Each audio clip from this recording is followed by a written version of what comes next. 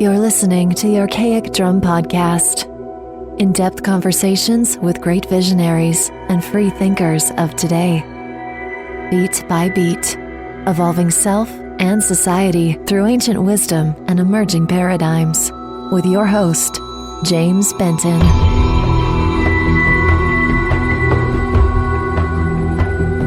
Happy New Year, everyone, and welcome. This is our 25th episode, recorded on January the 4th, 2015.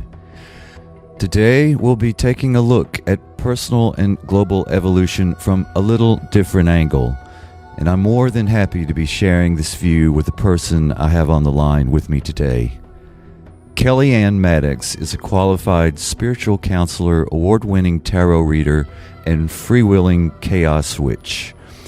After picking up her first tarot deck at a young age, Kellyanne Maddux developed an intense passion for the tool and has now spent almost 2 decades exploring its potential.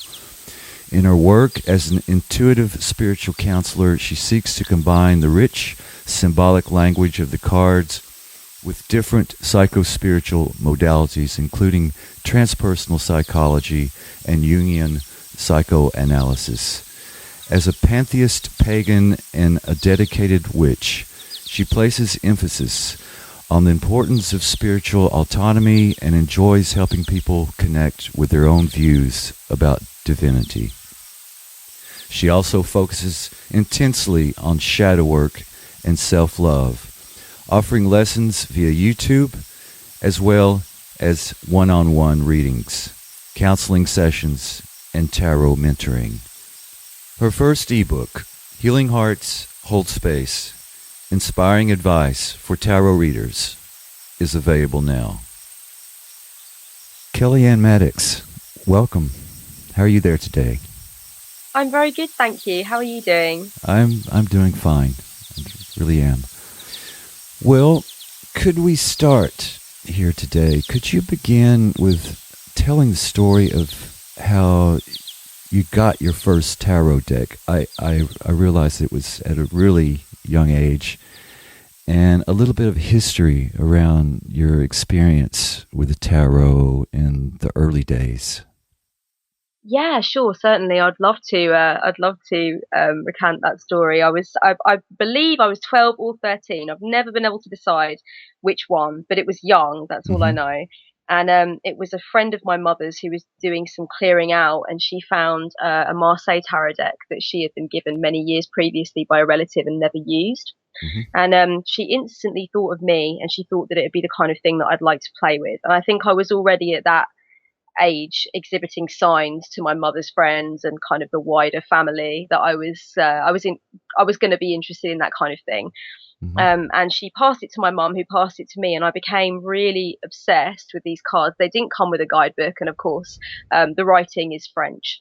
Yeah. But I felt attracted to them. I felt like they resonated with me. I wanted to touch them, and I felt like I was going to get lost in their world. And then when I was about 15, weirdly, the exact same thing happened. Like, I'd had the Marseille deck for a couple of years. I'd not really pursued learning with it, but I was still very interested in it. I'd found a cloth for it, and I kind of treated it as a sacrosanct object. Yeah. And then when I was about 15, the same thing happened. My auntie Sharon was getting rid of the Mythic Tarot, and with no instigation from me, she had no idea that I'd already been given a deck. She gave it to my father to give to me. So it was weird. It was kind of like Cosmos was saying, you need to play with these cards. And it was with the Mythic Tarot that I really started. The Mythic Tarot draws heavily from Greek mythology. And my only kind of sojourn into Greek mythology at that point had come in primary school. But obviously off the back of the Mythic Tarot, I got heavily into the myths. And I think the fact that it used Greek mythology really kind of allowed me to sink into it, and I became totally absorbed in it. And that was where it all started, really. So yeah, it was kind of this strange energetic pull. Tarot decks kept finding their ways to me.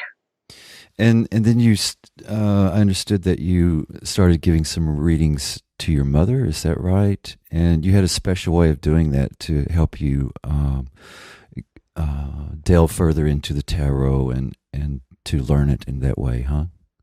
Yeah, because I was still quite young then. So I wasn't really, and by the time I got to kind of GCSE and A level age, I was aware of kind of how research works and how book study works and different techniques for memorizing things. But Mhm. at the age of like 14, 15 years old, it wasn't kind of, I didn't have the mental discipline to do that necessarily. I wasn't as astute in book study as I became. So really my plan was always to ask my mother what she wanted a reading about, and then I'd draw the cards, and then I'd write down the cards and which position they came to me in. Then I would say, okay, you go off and cook the dinner or whatever you're doing, and I'd go upstairs and kind of secret myself away in my room, and I would actually devise a document that would be 4 or 5 pages of A4 long, just using the guidebook from the Mythic Tarot and my own perceptions. Mhm.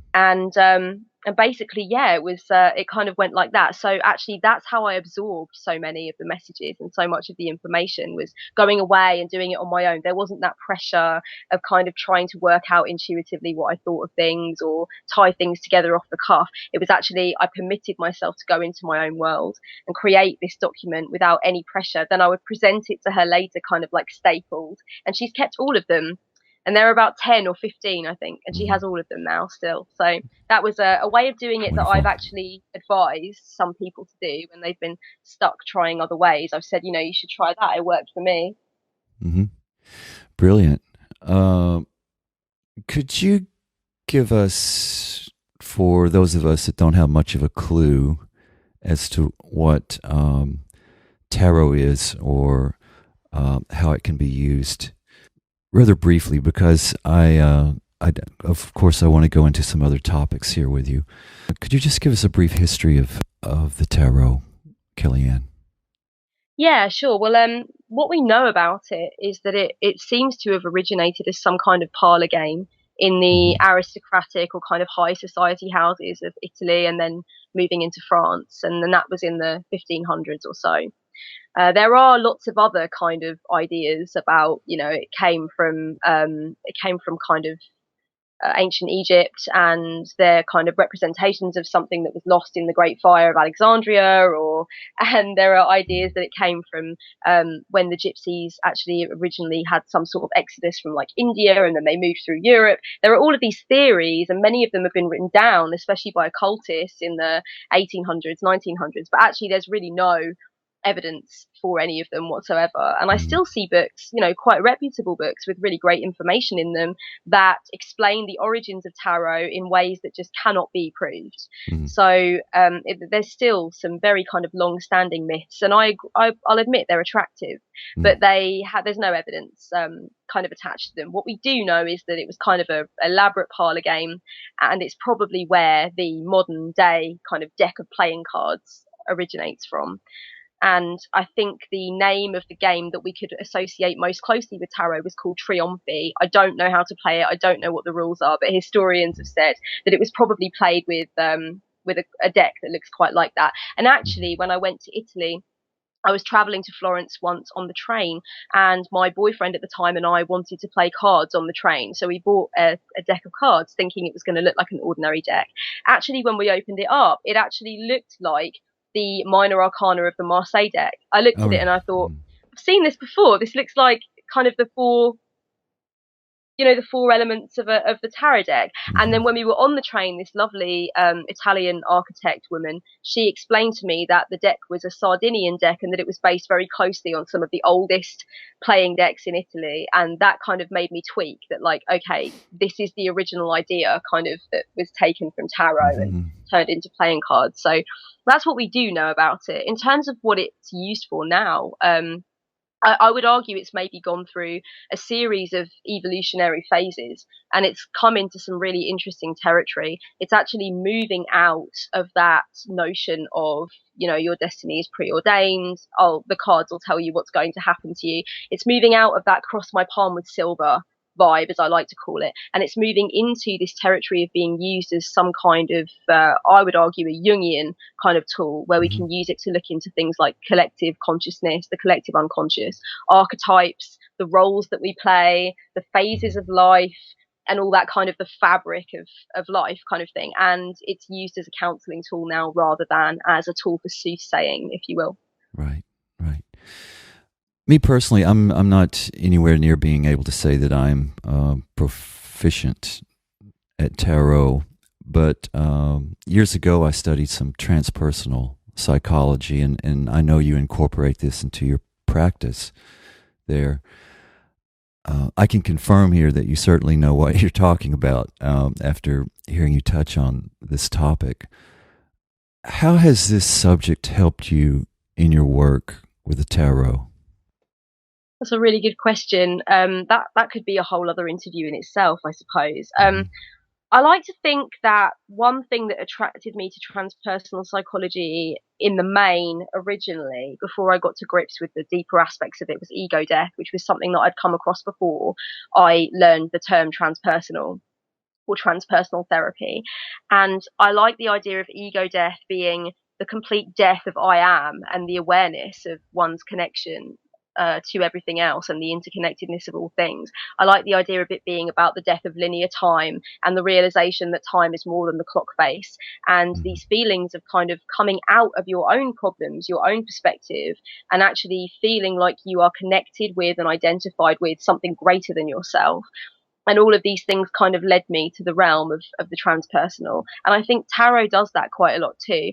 I think tarot elevates a human being above their own personal perspective and above that feeling of the amplification of their own personal problems and their feeling of being individual and being alone and having really their own unique situation that nobody else can understand. Once you actually look at tarot and how it reflects the fabric of human experience and how it reflects things that we've all been through or will go through, and the archetypes that we all kind of have absorbed within us from the collective unconscious, then you start to realize actually you're not alone, and actually it's not unique, and actually this situation doesn't need to be amplified. You can elevate yourself above it, and you can see it from the bigger, broader perspective.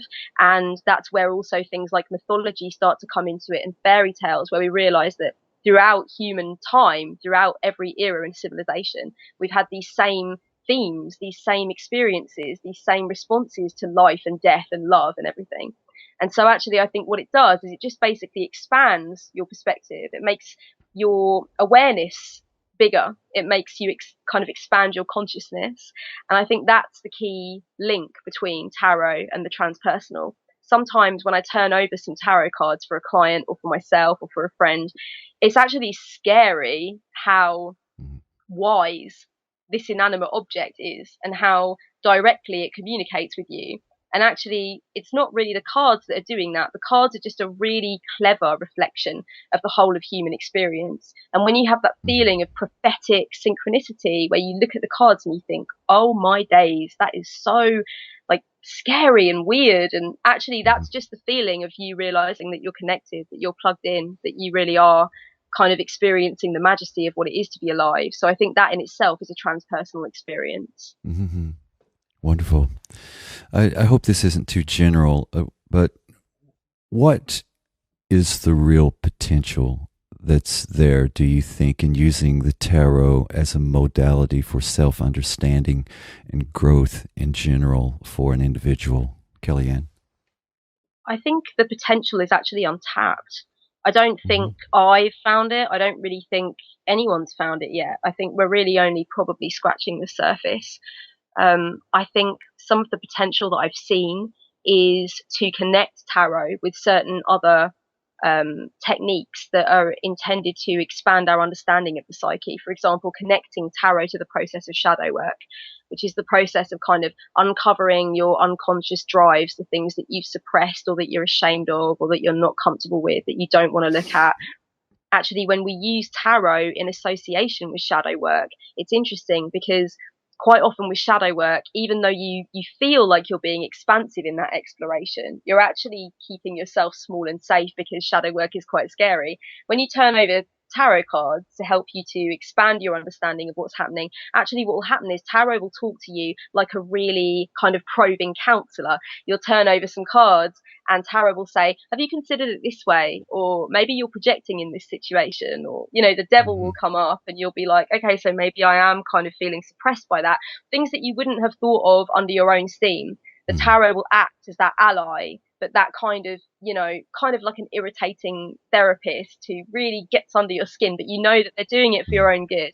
Tarot is like that. So I think the true potential of it is to allow it to speak to you as its own entity, and it will open doorways that you would not have opened under your own steam. It will take you to those places that maybe you wouldn't have considered or that you would have tried to back away from. So I think really the potential of tarot is to actually understand it as a language and then let it speak to you as though it is an entity in its own right, kind of an egregore, if you will. Well, I can personally say that I've stepped onto the tarot shadow work gravy train here. It's quite fascinating. By the way, I stole that phrase from you, so I don't want to own that. I think I stole I it really from loved it. I don't know where I got it from, but I'm sure it's it's something somewhere in America. I just thought it was so great. The shadow work gravy train, let's go. And yeah, I'm aware that you've studied quite well the works of Carl Jung and other transpersonal therapeutic modalities. I can remember when I was introduced to some of these teachings years ago, I was rather blown away at the simple idea at the time that to be able to recognize what we've observed to be a fault in another, that we must first have at least some aspect of that same perceived fault within ourselves. Could you speak a bit about the processes of individuation and self-actualization in relation to becoming more self-aware around our psychological tendencies and belief structures, etc.? And how does what we call shadow work help to move this process along? I just love the way you said that that you picked up shadow work gravy train, because I don't know where gravy train came from, but I stole that and then like linked it up. Get on board. Yeah, so we're both on the shadow work gravy train, so that's great. I never It's got a good off. one. From the moment I got on, I've never got off. Yeah, I'm fascinated by the individuation process because really what it is it's just bringing all parts of self to consciousness. And the thing that's really important for people to understand about shadow work in relation to individuation is that shadow work is not about eliminating the shadow by bringing light to it. It's not about like blocking out the shadow, like filling it with light so that the shadow is no longer there. This wasn't Jung's message, and it's not the message of any Jungian analyst that I've ever come across either. The idea is that the shadow is constantly there, that there'll always be parts that you wish to kind of like repress or you wish to kind of place away from, as far away from the persona as possible. And maybe parts that your ego isn't that comfortable kind of transferring into consciousness. But actually what you're doing is you're just becoming aware that the shadowscape is there, and you are becoming curious about it in order for it not to control you. The idea is that whatever you suppress in the psyche ends up predominating. And I've found that to be the truth. And I think most people have found that to be the truth. That if you push it down and deny it or insist that it's not a part of you, it will come up and it will be monstrous and it will be very difficult to get a handle on. And I've spoken about, the darkest kind of emergencies, I think, of the shadow. For example, in the collective shadow, where we see things like the Holocaust and massacres and stuff. I don't shy away from that topic because I think it's important for people to realize the importance of shadow work. So shadow work is really just about accepting the dark parts of you, the parts of you that you intentionally try and shy away from, or the parts of you that you were conditioned not to accept in childhood, or conditioned by the society you inhabit not to accept. And it's about bringing those things to consciousness with the understanding that if you don't bring them to consciousness, they're probably going to have control over you and you're going to be unconsciously at their mercy. Your demons will bite you in the ass, as they say. Exactly. Yeah, exactly. So you got to shake hands with these demons and have a conversation with them and learn their language and appreciate that they are a part of you, and that's fine. And really, the moment you face them, it becomes so much less scary. Yeah. So it is a key part of individuation. And self-actualization, I would argue, is different but the same. So self-actualization is more about recognizing your true potential, and I think kind of in a sense ridding yourself of your limiting beliefs, and also finding a purpose. I think self-actualization is about, a lot of people talk about their desire for purpose or their desire for a calling. And I think that can get sticky in a way. It is sketchy territory sometimes, because I think people expect it to be very, very cut and dry. Like, I want to wake up and realize that I'm a writer and then everything will be okay. And it's actually a lot more complex Right. than that. But I think self-actualization is just about finding clarity in that way, waking up every morning and feeling like there's something for you to do, and it's important. There's an important way for you to spend your time, and you believe when you spend your time in the service of that thing, you're worthy of doing it, and it's beautiful that you're doing it. I think that's more what self-actualization is. And the way Jung comes into this is, of course, I mean, his process of individuation was his brainchild. And I think a Mm-hmm. lot of the processes that he promoted during his lifetime are ideal for self-actualization. I think quite often we can't kind of shine, and we can't untap our potential and unleash our abilities unless we turn to face the shadow, recognize it's there, embrace it, and love ourselves regardless of it, if that makes sense. Mm-hmm. Yeah, yeah. I've watched a few of your videos, and I've rarely walked away without being left in some state of astonishment at just how helpful they are. What I find rather special is how you're able to offer so much encouragement and just general good sense in what you teach. The message reminds me a bit of one I heard from someone I hold in rather high regard by the name of Terence Mckenna. Me too. And McKenna was all about self-empowerment in a way, and he made the statement that we need to create our own road show and to stop buying into the stories that society is constantly shoveling on us. It seems to me that just recognizing what immense power we each have as individuals and receiving a little encouragement in owning that power can go a long ways, don't you think? Yeah, hugely. I think self-empowerment is so integral to the plot. And I think my own journey towards self-empowerment from that place of powerlessness and victimization, and sometimes even suicidal ideation, suicidal tendencies, etc.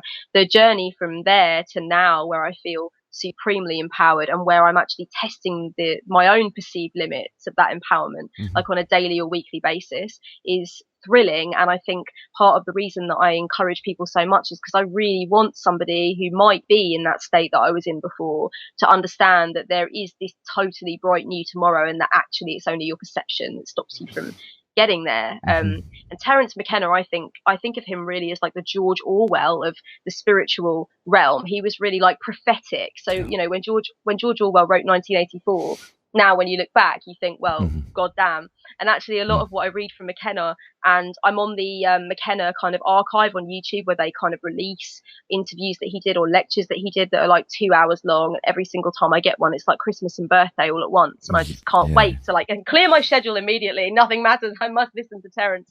And there's so much prophetic stuff in there, and I almost feel like he's still talking to us in such a fresh, like terrifyingly relevant way. And I love him for that. And yeah, he's definitely a big speaker for self-empowerment. And I think of Absolutely. him and Alan Watts, Yeah, Robert Anton Wilson, and men absolutely. like that are just so they're like the holy trinity for self-empowerment and for Absolutely. kind I of agree completely. forging your own path. Yeah, absolutely love them. Yeah. Getting back to the tarot a bit, when you give a reading, if so, how do you integrate Jungian analysis into it? Is it something that's just sort of brought in from the side to help clarify a situation, or is it something that you're able to weave right into the reading in some way with the cards?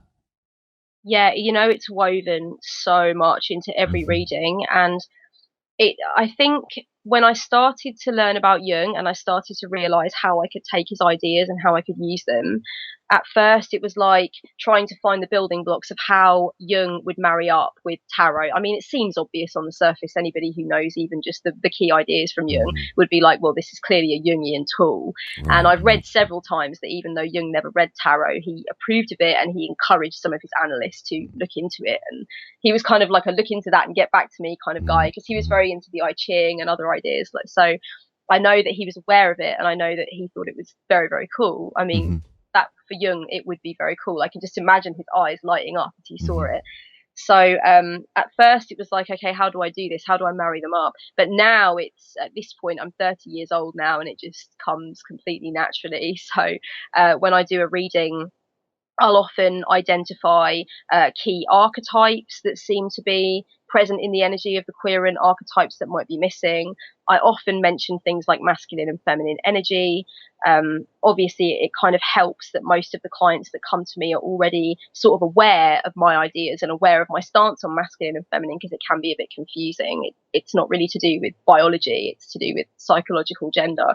But yeah, masculine and feminine will come into it, which is a Jungian thing. I will take a look at the shadow, at what the ego is doing, what the persona is saying. In fact, I have a reading called In-Depth Persona Analysis, where I'll take a look at the persona from a Jungian perspective. And so really, it's so organic. It flows really, through every reading. I think if I could sit here and have some quiet time, which I won't because it's a podcast, but I could probably list, I reckon, between 25 and 50 ideas from Jung, or partially from Jung, or influenced by ideas that stem from Jung, that come up in every time I do a reading. I'll utilize them. So yeah, he's with me pretty much every day to some level or another. We touched on this just a moment ago, but I heard you giving a rather insightful talk that included some of your views on working with challenging emotions. And this is something that we all must deal with from time to time, of course. You stated that you thought that it was a bit dangerous to take the view that one must work to strike down or suppress difficult emotional states. Do you think for us to successfully navigate through a challenging feeling that may arise, that a more, say, contemplative, feeling them completely approach is somewhat of a wiser choice regarding these emotional states? I mean, this is something that can take a bit of courage, can it, to go that route, huh?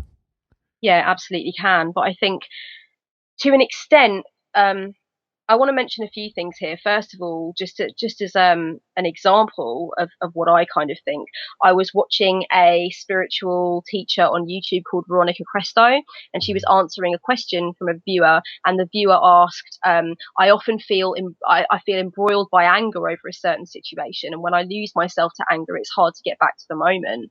Would you have any advice for kind of getting back to myself, getting back to the moment?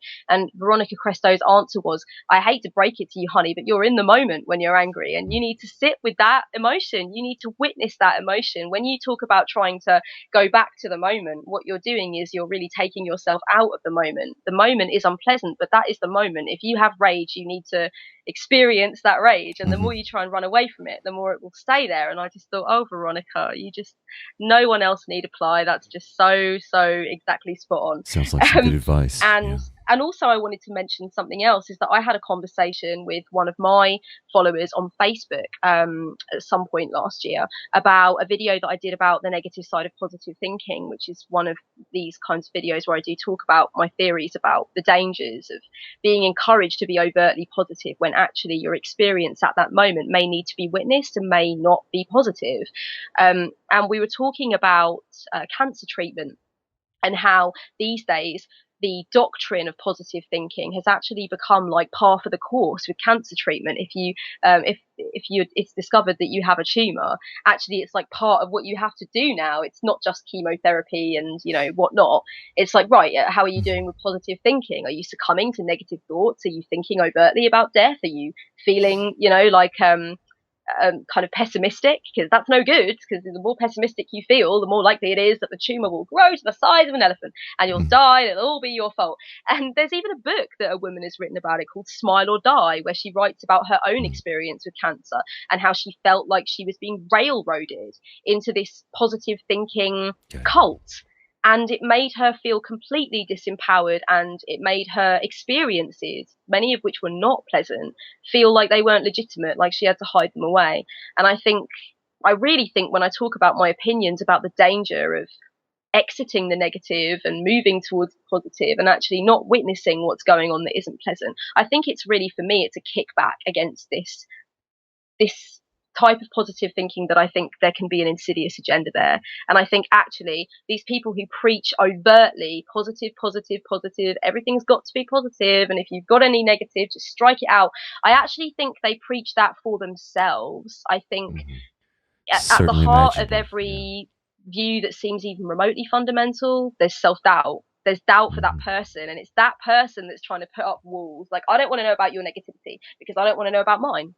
So why would I hear yours if I don't want to hear mine? And I think that's where it gets dangerous. I think that's where it becomes a projection. And it's actually a projection from the person who insists upon overt positivity. And then everybody else suffers trying to replicate it. Yeah, this is where I think it's so important for us to continually hone our abilities for self-awareness and understanding of ourselves, and really in any given moment question where's this coming from, and how is it helpful, or is it helpful? Absolutely, I could not agree more with that. I was wondering recently about this is a whole nother topic, and it's a little bit of a crazy thought at the time. I was wondering recently about what relations might be between the collective unconscious, archetypal energies, and what's called the Akashic field. If you have anything to say about that, do you think that these ideas overlap in some way, or are they separate ideas or influences from your point of view? I don't know enough about the Akashic records and the Akashic field to be able to identify those ideas. And it's something I come across quite a lot, people asking me, do you think there's a link between a particular one of Jung's ideas and this thing? And actually, I'm always interested to see that, because I think it's the kind of thing that Jung himself would have actually been interested in. Like, if someone, for example, if he didn't know anything about meridian points in the body and somebody came to him and said, you know, your ideas about implicit memory, of cellular memory, is very similar to this Eastern idea of meridian points in the body, Jung would be the first person to just drop everything and go out wherever they teach that and find out from some guru how it relates. So I do try to do that where possible, but at this point I wouldn't be able to comment. Have you seen some correlations? No, I haven't. This just popped into my mind yesterday, I think. And I don't have a lot of knowledge either around, in particular, the Akashic fields theory.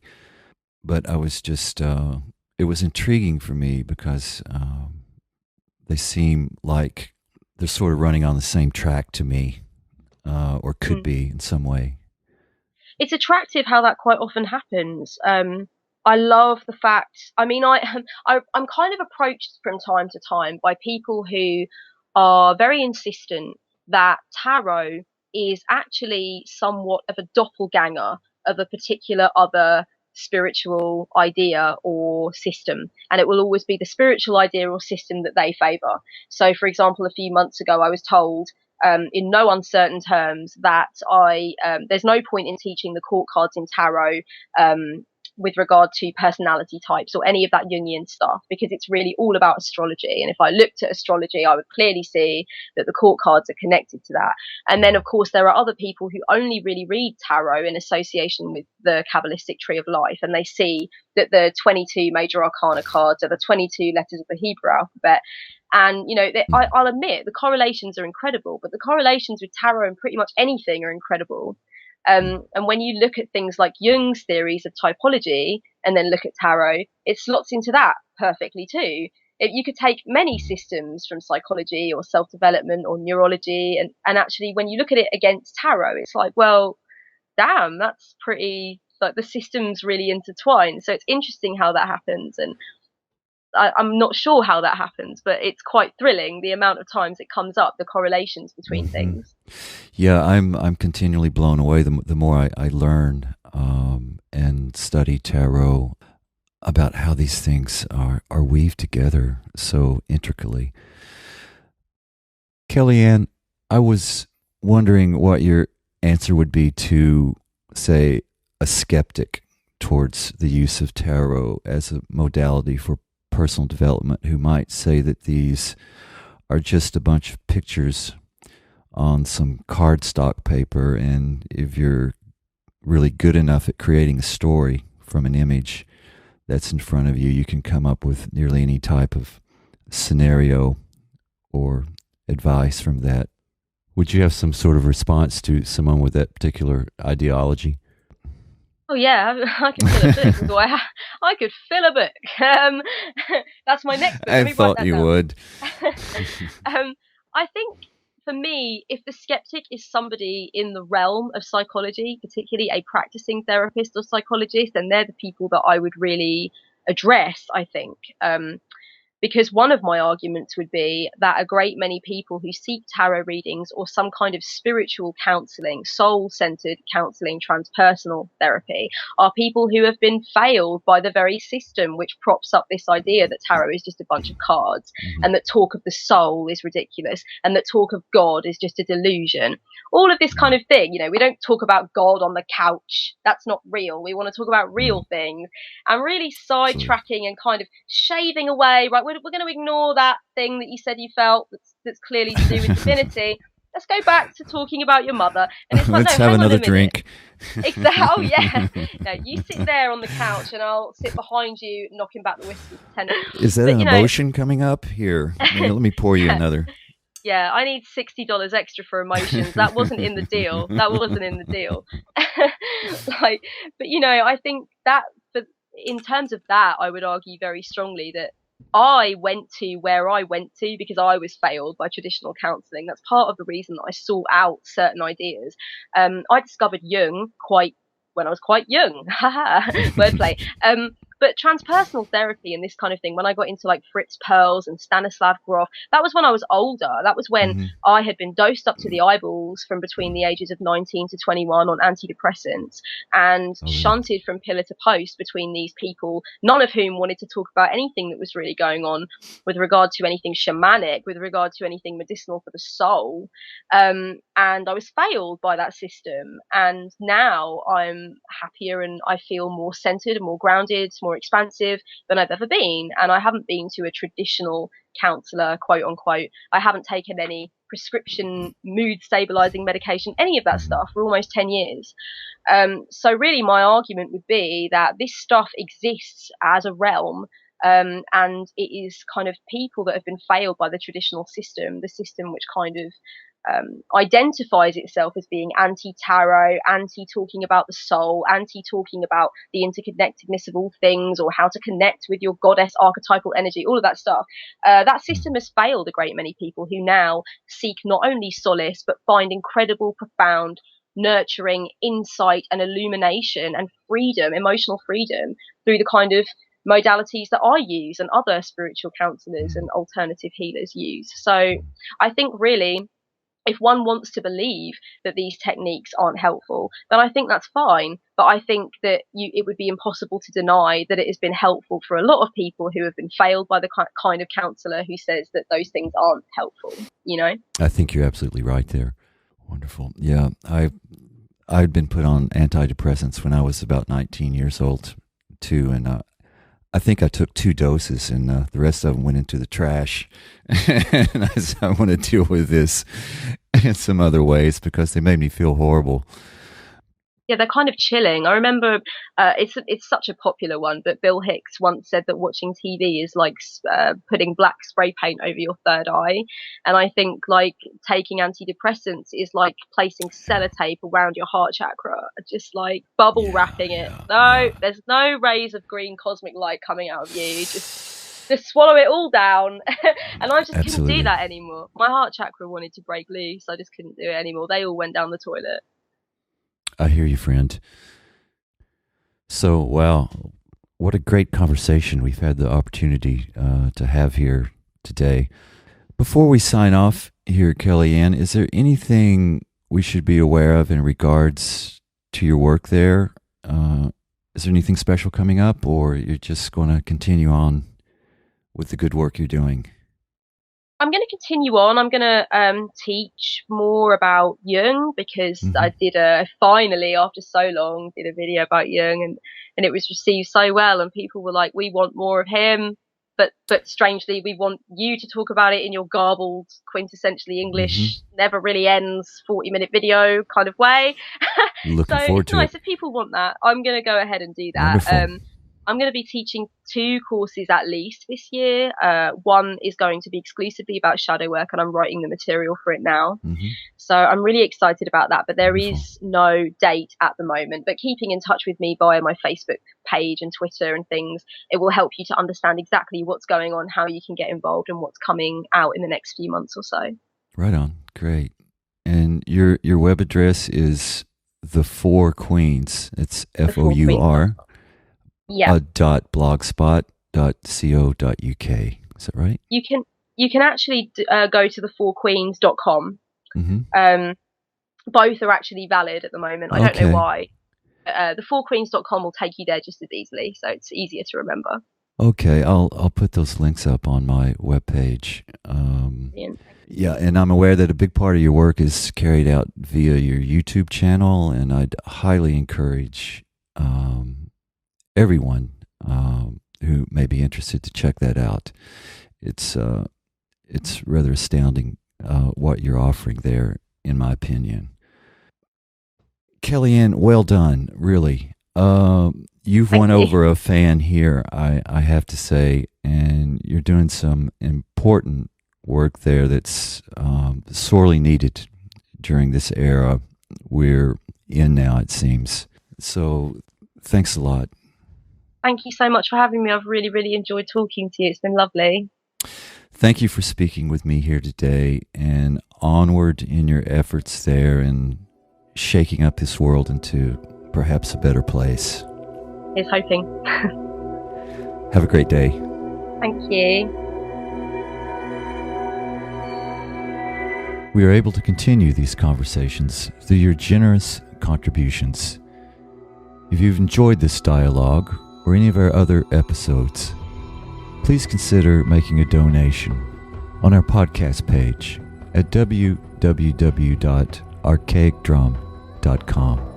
Also, make sure to sign our mailing list for updates on future episodes and other content on our website.